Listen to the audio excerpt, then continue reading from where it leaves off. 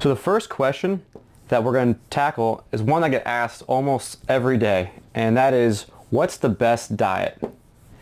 Now, that's a really tricky question, and a lot of times it comes with a lot of emotion because many people are really attached to their eating style or what they think is their own best diet. And like most things, in my opinion, the best diet really depends. It depends on your body type, what your goals are, your lifestyle, and what you can psychologically stick to and be compliant with over the long term. Because no diet, no matter how great it is on paper, is going to be useful if you can't stick with it. So we want to look at things, like I said earlier, your lifestyle, your body type. And when I say body type, really it comes down to, there's different types. You might have heard of mesomorphs, ectomorphs, endomorphs. In the precision nutrition curriculum, they talk about how there's an I, V, or an O type. And it really is, the best way you can think about it is the shape of your overall body. Somebody who's really tall and skinny or thin can be considered like an ectomorph. And somebody who's rounder and has more weight to lose can be thought of as like an endomorph. And depending on pretty much your body composition is going to dictate how well you tolerate carbohydrates. So that's one thing to think about when approaching a diet. And like I mentioned earlier, goals are going to be really huge with this. So some diets will be better than others. And for fat loss, since that's most people's goals, we have to focus on the one main critical factor, which is calories. You're not going to lose any weight or fat if you're not achieving a calorie deficit. And then it's also been found through science that higher protein diets work the best for fat loss and weight loss. So high protein. I like to add a third piece of criteria on here, and that's fiber intake.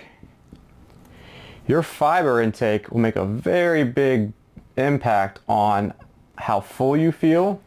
Higher fiber foods that are found naturally, like vegetables and fruit, are also very high in other nutrients like vitamins and minerals. And so if we can get your calories, your protein, and your fiber intake aligned with your goal, you're most of the way there and having a really great, well-rounded diet that's going to help you transform your body. Since most people have the goal of weight loss and fat loss, especially for their New Year's resolutions, I'm going to give you some tips for each of these that'll help you get squared away. So calorie deficit, a great estimated place is going to be about 10 to 12 times your body weight. That'll give you a good initial starting place for your calories. However, as I've talked about before, counting calories is a little bit hard. In that, one, it makes you a little neurotic because you have to weigh and measure everything. But what's also very challenging is that your accuracy it's really easy to be off. A lot of times food labels are wrong. So a lot of times you're weighing or measuring, so your measurements are off, which screws up your calculations.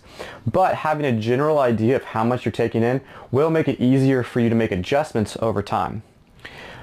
So if you want it to be in a calorie deficit, a good place to start would be about 10 to 12 times your body weight.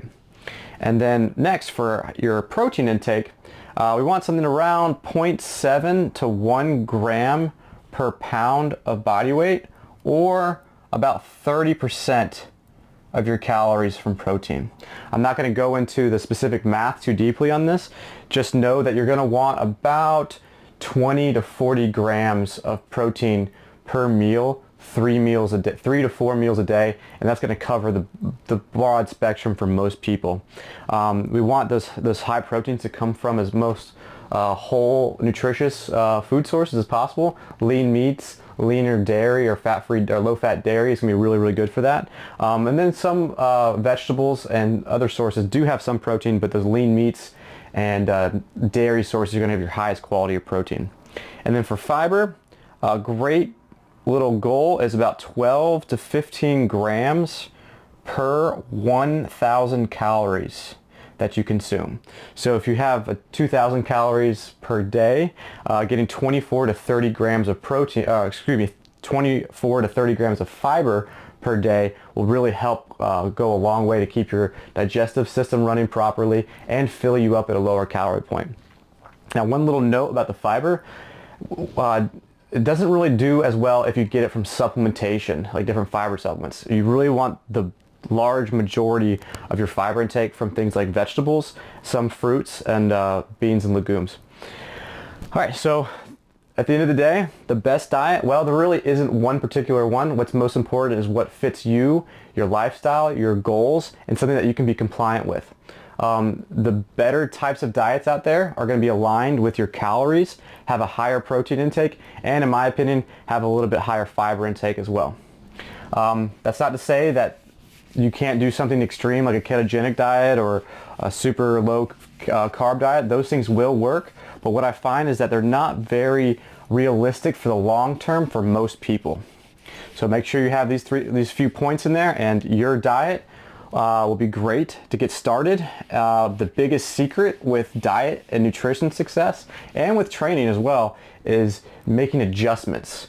The adjustments that you make over time are what's going to keep you on track to get the best results.